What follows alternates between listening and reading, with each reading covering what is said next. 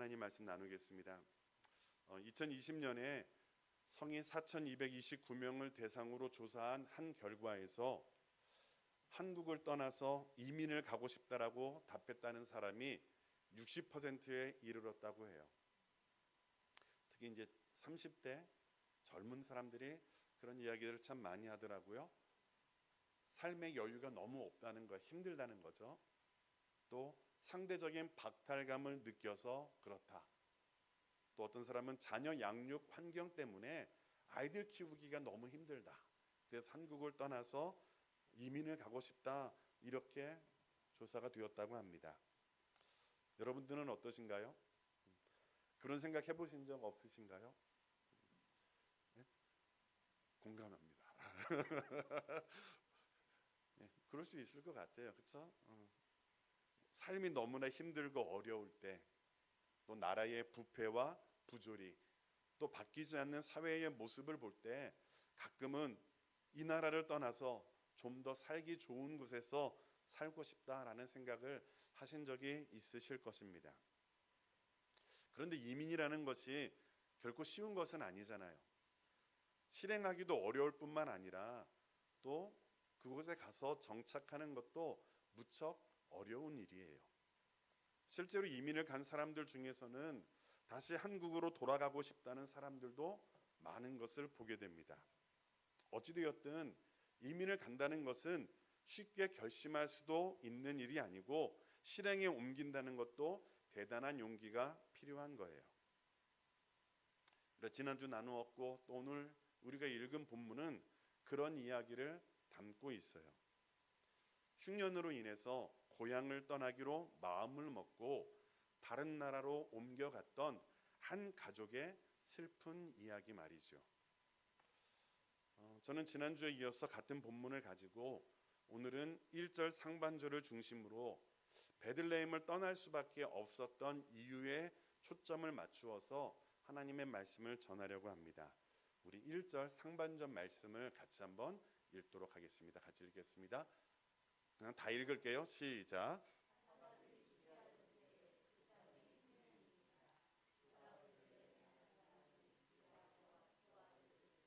모압 지방에 가서 거류하였는데, 앞에 보면 뭐라고 되어 있죠? 사사들이 치리하던 때에 그 땅에 흉년이 드니라. 그 땅에 흉년이 임했어요. 그 땅은 어떤 땅이지요?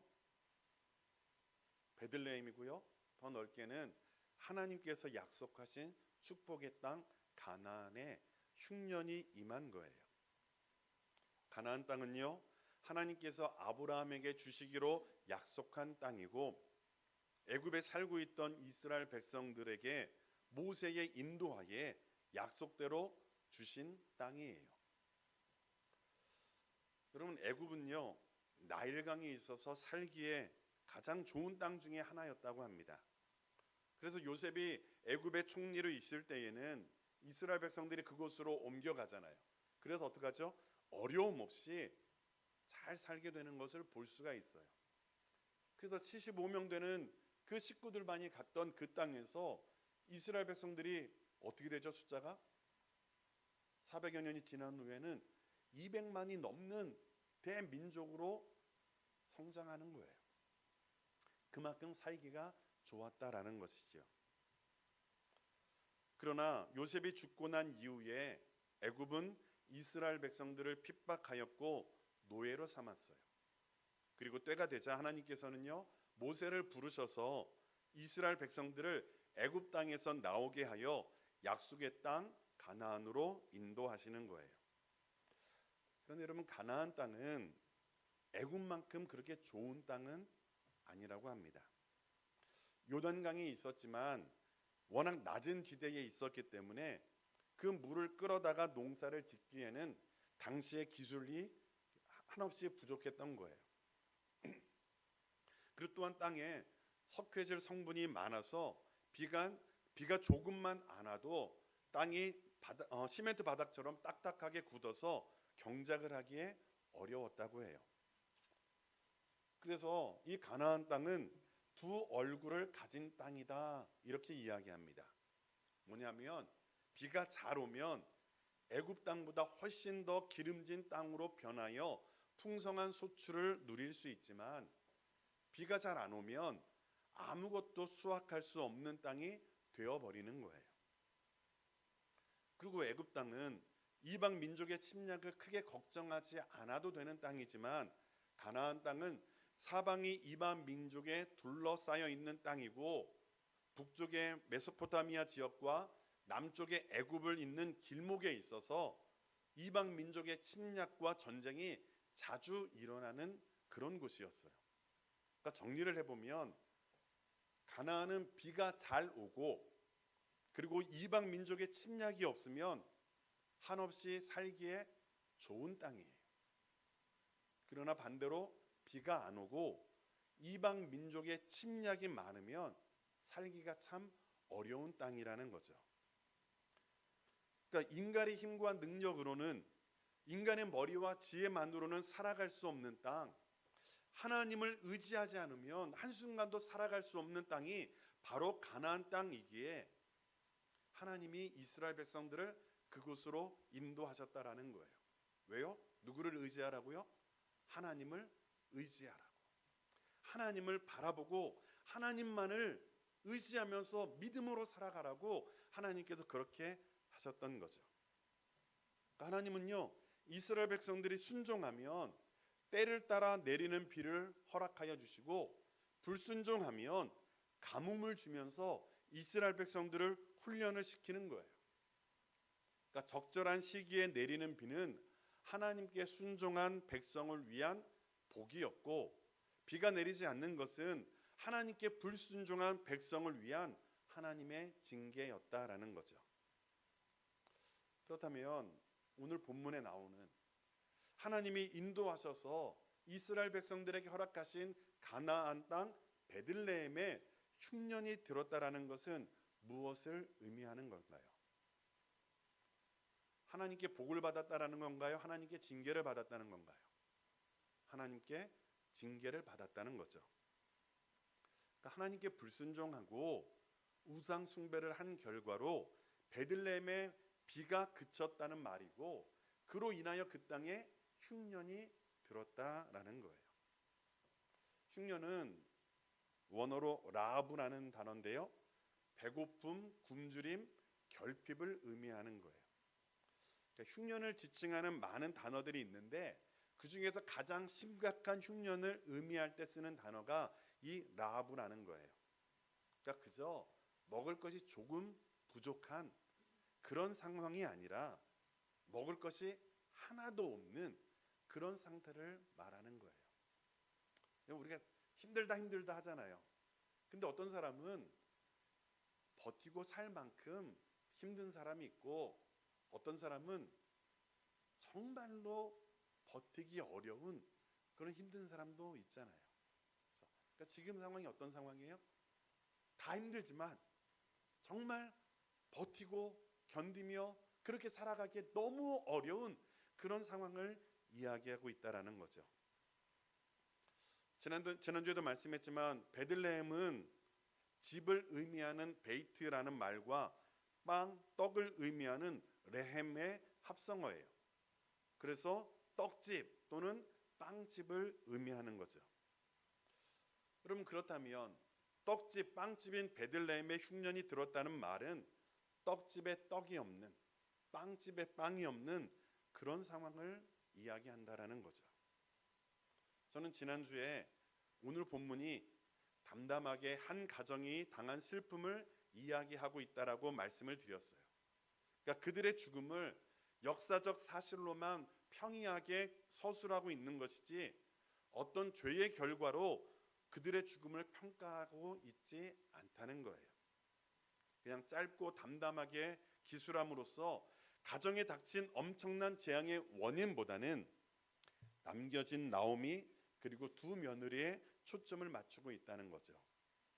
따라서 우리는 약속의 땅을 떠나 이방 땅으로 옮겨갔기 때문에 한 가정의 가장이 죽었고 이방 여인과 결혼했기 때문에 두 아들이 죽었다라고 쉽게 결론을 내리는 것에 신중해야 한다는 거예요. 우리의 인생도 마찬가지예요. 우리 인생에 어려움이 다가올 때 쉽게 저 사람은 하나님 앞에 저주를 받았어. 또 우리가 잘 된다고 해서 또 너무 쉽게 하나님께 복 받았어. 이렇게 이야기하는 거 우리가 좀 조심할 필요가 있다라는 거예요. 다른 사람에 대해서도 나에 대해서도. 만약에 그렇게 생각하면 우리보다 물질이 많은 사람들이 있어요, 없어요? 있잖아요. 그런 사람은 한없이 하나님 앞에 은혜를 받은 사람인가요? 그렇지 않잖아요. 또 하나님을 잘 믿는 사람 가운데서도 여러분 어려움을 겪는 사람이 있어요, 없어요? 있다니까요. 있어요. 제가 처음에 부임했을 때 말씀드렸다시피 제 아는 선교사님 중에 정말 신실하게 준비하고 하나님의 사역을 잘 감당했던 39살의 선교사님이 그곳에서 다 하루아침에 그냥 죽은 거예요. 우리는 한 사람의 그 삶에 대해서 너무 쉽게 이야기하는 것은 조심할 필요가 있다라는 거죠. 저는 이 부분이 그래서 고민이 되었어요. 흉년이 들어 양식이 없는 상황에서 과연 그 땅에 살고 있는 사람들은 어떻게 해야 하는 것인가? 베들레헴에 양식이 없는, 떡집에 떡이 없는 그 암담한 현실 속에서 그곳에 살고 있는 백성들은 어떤 결정을 내려야 하는가? 저는 어떤 목사님께서 이 부분을 설교한 책을 읽으면서 그 내용에 많이 공감을 했습니다. 그래서 그 내용들을 가지고 또 같이 말씀을 나누는 건데요. 여러분, 떡집에 떡이 없는데 사람들의 떡집에 남아 있어야 할까요? 물론 어려움이 있을 때에 그곳에서 그 어려움을 견디고 버텨내가면서 남아있는 것도 귀한 일이에요. 그러나 그렇다고 그곳을 떠난다고 해서 쉽게 비난할 수는 없다라는 거예요. 지금 문제는 어쩌면 떠난 사람의 문제가 아니라 있어야 할 떡이 사라진 베들레헴의 문제가 아닌가 생각되어지는 거죠. 우리는 그러기에 떡집에 있어야 했던 떡, 베들레헴에 사라진 떡이 무엇을 의미하는가를 고민할 필요가 있다라는 거예요. 우리가 앞에서 말씀을 드렸죠. 흉년은 단순히 자연현상이 아니라는 거예요. 이스라엘 백성들에게 흉년은 때로는 자연현상으로 올 수도 있지만 많은 부분 하나님께서 그렇게 인도하시는 모습이라는 거예요. 그러기에 지금 이스라엘 백성들, 지금 이 본문에서 그들이 당하고 있는 이 흉년이 하나님의 징계라고 한다면 베들레헴에서 사라진 양식은 단순히 양식의 문제가 아니라는 거죠. 성경에서 떡은요 상당히 중요한 의미를 지니고 있어요. 구약에서 하나님을 만나 교제하는 성막 안의 모습을 묘사하면서 그 안에 들어있던 떡에 대해서 이렇게 설명을 하는데요. 우리 민수기 4장 7절 말씀을 같이 한번 읽을게요. 시작.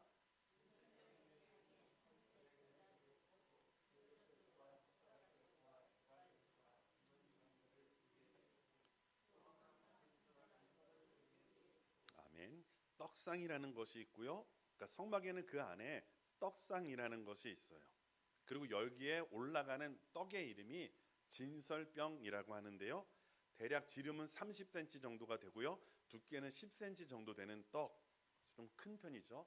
그런 떡이 12개를 만들어서 6개씩 두 줄로 상 위에 올려놓아요. 그러니까 진설병, 병은 떡병자고요. 진설이라는 것은 상 위에 차려 놓았다라는 그런 의미예요. 그러니까 진설병이라고 하는 것은 상 위에 이렇게 진설해 놓은, 펼쳐 놓은 그런 떡이라는 의미라는 거죠. 이 단어에 해당하는 히브리어 표현은 레헴 파님이라는 단어예요. 레헴 들어보셨죠? 언제 들어보셨어요? 오늘 들어봤잖아요. 그렇죠? 베들레헴의 때 그 레헴 떡이라는 뜻이고요. 파님이라는 말은요 얼굴이라는 뜻이에요.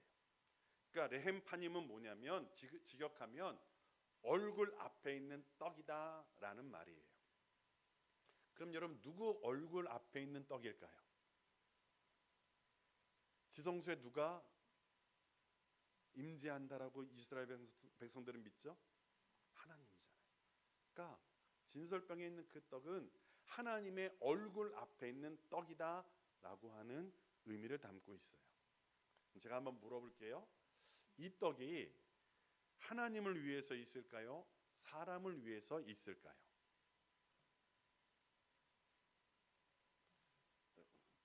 그러면 제가 물어볼게요. 우리 뭐 제사상 이런 거 막 하잖아요. 믿지 않는 사람들 막 하면 그 사람들 음식 어떻죠? 제사상의 음식 뻑적지근하게 막 어유 맛있는 음식들 많이 차려놓잖아요. 그렇죠? 그럼 그들은 왜 그것을 차리죠? 만약에 그것이 신에게 드려지는 제사라고 한다면 누가 오는 거예요? 신이 그 음식을 먹는 거예요. 조상 귀신에게 바치는 제사라면 조상 귀신이 와서 그것을 먹는다라고 하는 거죠. 그러니까 그 제사상의 음식이 상징하는 것은 인간이 누구에게? 신에게 드려서 그 신이 먹도록 하는 거예요. 그래서 그 음식 잘 드시고 어떻게 하라는 거예요? 우리에게 복을 주소서라는 거잖아요. 그런데요, 진설병은 그런 의미와는 전혀 다르다라는 거예요. 여러분, 하나님께서 인간이 드리는 제사의 제물을 하나님께서 오셔서 그 제물을 드시나요? 여러분, 그런 의미로 뭐 송아지를 잡고 짐승들을 잡고 지금 진설병을 이렇게 하나님 앞에 올려드리는 건가요? 그렇지 않아요. 사람들이 하나님께 무엇을 드려서 하나님이 잡수시도록 섬기는 것이 아니라 도리어 하나님께서 인간에게 먹을 것을 주시고 모든 필요를 공급해 주심을 의미하는 거예요. 그러니까 무엇을 말하냐면 하나님의 임재, 하나님의 얼굴 앞에 있는 이 진설병은 하나님께서 우리의 모든 필요를 알고 계시고 하나님께서 보고 계시고 그 필요를 채워주신다는 것을 의미하는 거예요. 그러니까 우리의 모든 필요가 누구의 얼굴 앞에 있다고요? 하나님의 얼굴 앞에 있습니다. 하나님, 우리와 함께하여 주시고 우리를 도와주옵소서 라고 하는 믿음의 고백을 담아서 그것을 드리는 거예요. 그러니까 진설병은 하나님을 위한 것이 아니라 사실상 누구를 위한 거예요? 저와 여러분들을 위한 거예요. 하나님의 백성들을 위한 거예요. 여러분, 우리가 드리는 헌금은요, 누구를 위한 거예요? 이렇게 하면 또 헷갈리죠? 하나님 앞에 드리는 거잖아요. 그렇죠? 그러면 하나님이 이것을 받아가세요? 아니잖아요. 이것은 우리가 하나님을 위해서 드리는 거예요. 그래서 그 헌금을 통해서 하나님께서 저와 여러분들을 통해서 하나님의 일을 잘 감당하도록 또 우리에게 허락하여 주시는 거예요. 그렇다면 이 헌금은 실상은 하나님을 위한 것이지만 또 누구를 위한 것이기도 해요. 저와 여러분들을 위한 것이에요. 하나님을 섬기는 주의 종들을 또 섬기도록, 그리고 하나님을 섬기는 우리 교회를 하나님께서 운영하도록 또 그 헌금이 사용되어지는 거예요. 그러니까 우리가 이 헌금을 귀하게 여겨야 돼요? 그렇지 않아야 돼요? 여겨야죠. 우리 헌금을 드리지 않으면 교회는 운영될 수가 없는 거고요. 목회자들은 먹고 살 수가 없는 거예요. 요즘에 그래서 목회자들이 이중직을 많이 해요. 제가 아는 목사님 가운데서도 직업을 갖는 분들이 많아요. 저도 그런 고민을 했어요. 사역지가 결정되어지기 전에 어떻게 해야 되는가? 목사로서 이 목사를 포기하고 그렇게 살아야 되는가? 우리 자녀들이 아직 어리잖아요. 쟤네들을 먹고 살려야 되는데 아빠로서 어떻게 해야 될까? 그래서 저도 고민을 했어요. 교회를 섬기면서 개척교회나 뭐 작은 교회, 또 성도들이 없는 교회라든지 뭐 아니면 우리 가정끼리 예배를 드리면서 그렇게 예배도 드리고 그러기 위해서 또 직업도 갖고 그래야 되는가? 그런 교회들이 참 많거든요. 특히 어려운 분들 교회 가운데 그런 일들이 많아요. 여러분, 모든 것 실상은 우리가 하나님 앞에 드리는 것이지만 그것은 또한 누구를 위한 것이다? 우리를 위한 것이라는 것을 우리는 결코 잊어서는 안 돼요. 그러니까 그러므로 우리가 성막 안에 진설병이 있다는 것은요, 하나님의 임재를 통해서 하나님께서 이스라엘 백성들과 함께 하시고 그들의 모든 필요를 채워주시는 신실한 하나님이라는 것을 보여주는 놀라운 은혜의 선물이라는 거예요. 그러니까 이스라엘 백성들이 그 진설병을 하나님 앞에 마음을 다해서 드리고 그것을 정말 귀하게 여긴다면 이스라엘 백성들이 정말 귀하게 여기는 것은 진설병인가요? 아니죠. 누구예요? 하나님이 우리와 함께 하시기를, 하나님이 우리와 함께 하셔서 우리와 임재하셔서 우리와 함께 하여 주시고 우리의 모든 필요를 하나님 채워 주옵소서라고 하는 믿음의 고백으로 하나님 앞에 올려 드리는 거예요. 이런 측면에서 본다면 그 베들레헴에 떡이 없다는 것은 이스라엘 백성들이 더 이상 하나님의 임재와 도우심을 중요하게 여기지 않았고 자기 마음대로 살아왔기 때문에 하나님의 임재가 더 이상 이루어지지 않는 그런 모습을 보여주는 것 아닌가요? 하나님을 찾지 않고 하나님을 의지하지 않고 하나님을 사모하지 않기 때문에 하나님이 그곳에 임재하지 않는 거예요. 하나님께서 그 땅을 책임져 주시지 않는 거예요. 사사기의 문제는 거기에 있다라는 거예요. 하나님을 바라보지 않는 이스라엘 백성들의 모습, 하나님을 의지하지 않는 백성들의 모습. 그 결과 하나님의 징계가 임하여 흉년이 들었던 것은 아닐까요?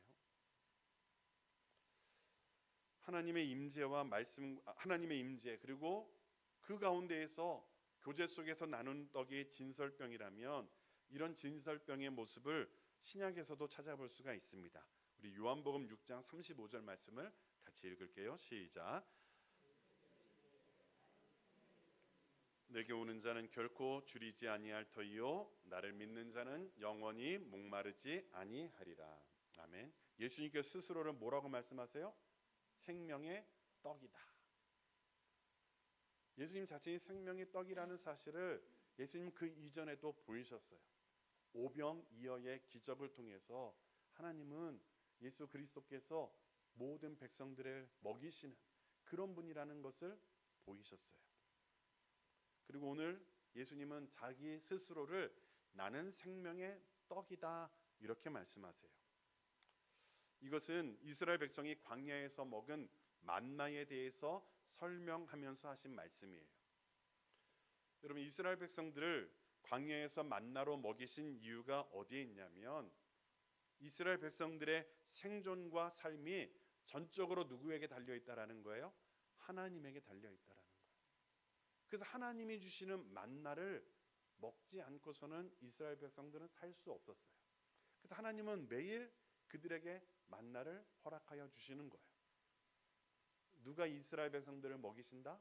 하나님께서 광야에서 먹이실 것이고 가나안 땅에서도 하나님이 먹이실 것이다라는 것을 보여주시는 것이 만나 사건이라는 거예요. 그러니까 이스라엘 백성들이 필요로 하는 것은 단지 음식이 아니에요. 그 음식이 아니라 그 모든 것들을 공급하시는 누가 필요한 거예요? 하나님이 필요하다는 사실을 우리는 결코 잊어서는 안 된다라는 거예요. 그러시면서 예수님은 말씀하시는 거예요. 내가 누구라고요? 바로 생명의 떡이다. 그러면서 성찬을 통해서 생명의 떡이신 그리스도를 영원히 기억하라고 말씀하셨어요. 우리가 성찬을 통해서 우리가 먹는 떡은 무엇을 상징하는 거예요? 참떡이고 생명의 떡이신 예수 그리스도께서 저와 여러분들을 위해서 친히 주신 자신의 몸이라는 것을 우리에게 보여주고 있잖아요. 그러니까 그것을 먹고 마실 때마다 우리는 누구를 기억해야 되는 거예요? 예수 그리스도를 기억해야 되는 거예요. 예수 그리스도가 우리를 위해 죽으셨고 우리의 모든 것을 알고 계시는 그런 분이라는 사실을 우리는 그것을 통해서 깨달아야 하는 거예요. 그러면 저와 여러분들의 문제는 먹을 것이 없어서 문제인가요? 입을 것이 없고 집이 없어서가 문제가 아니라는 거예요. 하나님의 백성들의 문제는 우리의 삶에 그리스도가 있느냐 없느냐의 문제라는 거예요. 여러분, 돈 몇 푼 없는 것 어려운 일이지만 그것은 극복할 수 있는 문제라는 거예요. 그러나 저와 여러분들의 삶 가운데에 예수 그리스도가 안 계시다면, 생명의 떡이신 예수 그리스도가 안 계시다면 우리는 살아갈 수 없는 존재라는 것을 결코 잊어서는 안 된다는 거예요. 사랑하는 성도 여러분, 우리의 모든 필요가 하나님의 얼굴 앞에 있다는 사실을 잊지 마시기를 간절히 소원합니다. 하나님께서 우리의 모든 필요를 알고 계시고 그 모든 필요를 공급해 주실 것임을 믿으시기를 간절히 소원합니다. 그래서 우리는 날마다 예배를 드리고 말씀을 듣고 또 성찬을 할 때마다 우리가 기억해야 될 것은 단 한 가지예요. 우리의 삶의 주인은 예수 그리스도이시다. 그 예수 그리스도가 나에게 필요하다라는 것을 우리는 느끼며 깨닫고 그렇게 살아가야 된다라는 것이죠. 여기에서 우리는 스스로에게 한번 물어봐야 합니다. 한국 교회는 하나님의 임재를 경험하고 있는가? 한국 교회 가운데에 하나님의 임재가 사라진 것은 아닌가? 우리 꿈이 있는 교회는 놀라운 하나님의 임재를 사모하고 경험하며 하나님의 채우심을 누리는 그런 교회인가? 한국 교회는 생명의 떡이신 예수 그리스도를 소망하고 있으며 바르게 증거하고 있는가? 우리 꿈이 있는 교회는 예수 그리스도의 생명 되심, 그리스도 되심, 구주 되심, 그 생명의 떡이심을 경험하고 누리며 증거하고 있나요? 날마다의 예배 가운데에 우리의 삶 가운데에 정말 예수 그리스도를 만나고 있는 그런 교회인가? 우리는 우리 스스로에게 물어볼 필요가 있다라는 것이죠. 오늘 본문 6절 말씀은 이렇게 이야기합니다. 우리 6절 말씀을 또 한번 읽겠습니다. 시작.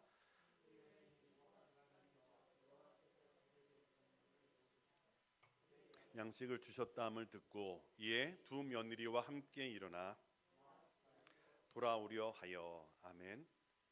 나오미가 모압에서 들은 소식이 무엇인가요? 양식이 생겼다는 거예요. 여기서 양식이라는 말이 레헴이라는 단어예요. 떡이에요. 떡이 없어 떠났던 고향을 지금 떡이 생기자 다시 돌아가고자 하는 거예요.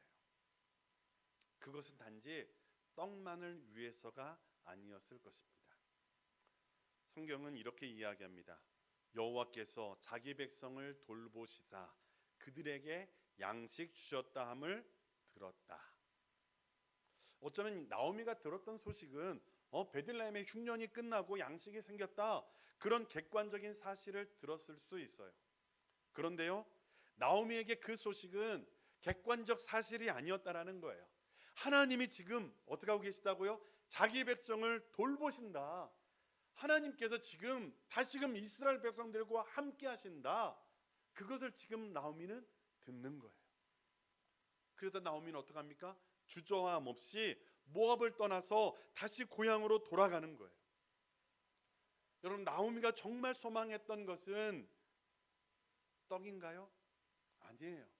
하나님의 돌보심, 함께하심이었다라는 것이죠.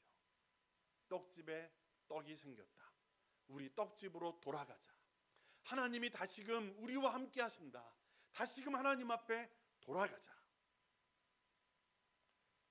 많은 사람들이 교회를 떠나고 있습니다. 많은 젊은이들이 교회를 떠나고 있고 어린아이들이 교회를 떠나고 있어요. 그 이유가 무엇일까요? 세상이 너무 살기 좋고요, 편해서이기도 해요. 좋은 것들이 너무 많거든요. 저와 여러분들이 어렸을 때는 교회에서 초코파이 같은 거 하나만 준다고 해도 막 가고 막 그랬잖아요. 그런 것들이 너무 좋았거든요. 교회에서 만나서 하는 게임들, 이런 것들이 너무 재밌었거든요. 근데 요즘 아이들에게 그건 별로 재미없어요. 그렇기 때문이기도 해요. 그러나 많은 사람들이 교회를 떠나는 이유 가운데 하나는 교회에서 그들이 원하는 것을 체험받지 못하고 있기 때문이라는 것이죠. 떡집에 떡이 없어서 떡집을 떠났던 것처럼 교회에서 하나님의 임재를 경험하지 못하고 예수 그리스도를 만날 수가 없어서 교회를 떠나는 것은 아닐까요? 예배 시간에 전해지는 말씀을 통해서 은혜를 받지 못하고 성도와의 교제에서 하나님의 사랑을 경험하지 못하기 때문에 교회를 떠나고 있는 것은 아닐까요? 그렇다면 반대로 만약 한국 교회가 다시금 하나님의 임재를 소망하고 하나님의 임재를 경험한다면, 우리 꿈이 있는 교회가 놀라운 하나님의 임재와 하나님의 사랑이 나타나는 그런 교회라면 어떤 일이 생길까요?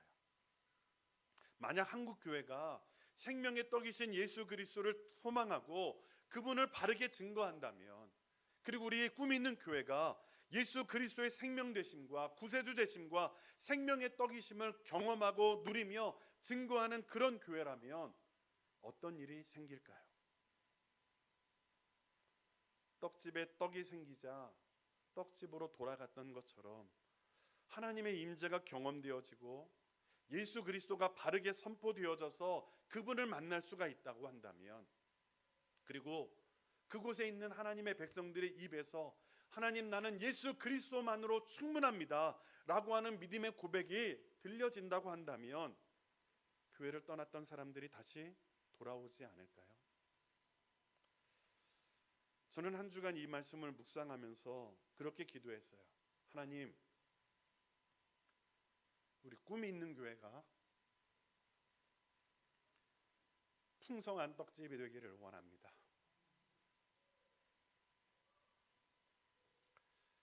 여러분, 함께 기도할 수 있기를 간절히 소망합니다.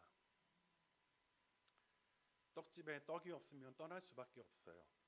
그러나 떡집에 떡이 있으면 다시 오게 되어 있다라는 거예요. 저도 그 일을 위해서 헌신하겠습니다. 하나님의 말씀을 바르게 증거하도록, 그래서 그 예수 그리스도가 정말 살아있는 그런 예수 그리스도로